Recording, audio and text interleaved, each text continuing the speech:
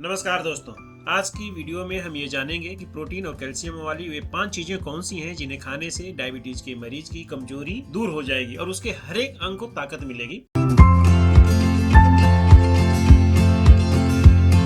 तो इसके लिए एक बड़े गिलास में आधा गिलास से ज्यादा हम पानी लेंगे और उसमें एक एक करके 5 चीजें डालेंगे। वो कौन सी हैं 5 चीजें वो मैं आपको बताते जा रहा हूँ और उसके बेनिफिट्स भी साथ के साथ बताऊंगा। तो पहला है कि 5 बादाम लेंगे और उस गिलास में भिगोने के लिए डाल देंगे।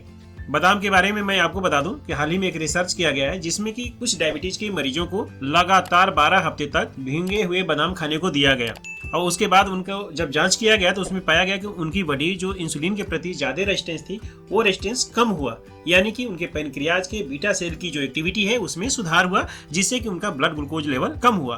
तो 5 बादाम डालेंगे और उसके बाद आधा चम्मच मेथी का दाना उसमें डालेंगे। मेथी डायबिटीज के मरीजों के लिए किसी वरदान से कम नहीं होती है क्योंकि इसमें घुलनशील फाइबर होते हैं जो रक्त में ब्लड ग्लूकोज लेवल को कंट्रोल करने में मदद करते हैं। रिसर्च में यह भी पाया गया कि मेथी के सेवन से इंसुलिन की सेंसिटिविटी में सुधार होता है और यह ब्लड ग्लूकोज लेवल को कंट्रोल करता है।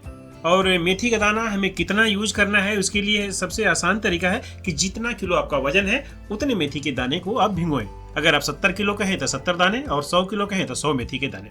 तीसरा है मूंगफली। आप 20 ग्राम मूंगफली को भी उसमें डाल दें गिलास के पानी में।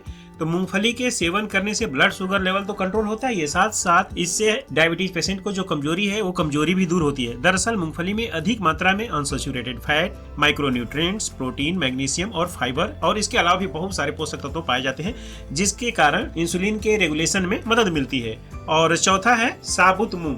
20 ग्राम साबुत मूंग को भी उस गिलास के पानी में डाल दीजिए।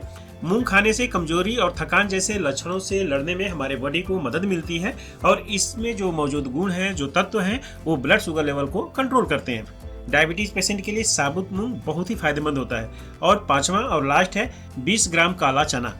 काले चने में प्रचुर मात्रा में डाइटरी फाइबर होता है और यही वजह है कि ब्लड ग्लूकोज को ये मेंटेन रखता है। इसमें घुलनशील और अघुलनशील दोनों तरह के फाइबर होते हैं।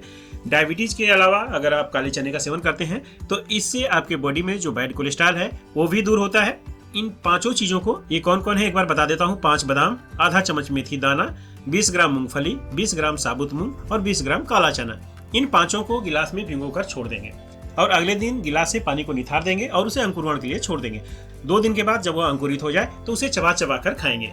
और खाने से पहले अगर आप उसमें नींबू का रस निचोड़ दें तो और भी बेहतर है क्योंकि नींबू में बहुत ज्यादा एंटीऑक्सीडेंट होता है और इसके अलावा विटामिन सी भी होता है। तो ये डायबिटीज में बहुत ज्यादा फायदा करता है। प्रतिदिन 5 चीजों को हम 1 गिलास पानी में भिगोकर छोड़ेंगे और उसके 2 दिन के बाद जब वो अंकुरित हो जाए तो उसको हम खाएंगे। जो इससे क्या होगा कि जो डायबिटीज के पेशेंट हैं उन्हें जो कमजोरी, थकान महसूस होती रहती है वो बिल्कुल दूर हो जाएगी और उनका ब्लड शुगर लेवल भी कंट्रोल में रहेगा। ये थी एक छोटी सी जानकारी डायबिटीज पेशेंट के कमजोरी दूर करने के बारे में। उम्मीद करता हूं कि हमारी ये छोटी सी जानकारी आपको जरूर पसंद आई होगी।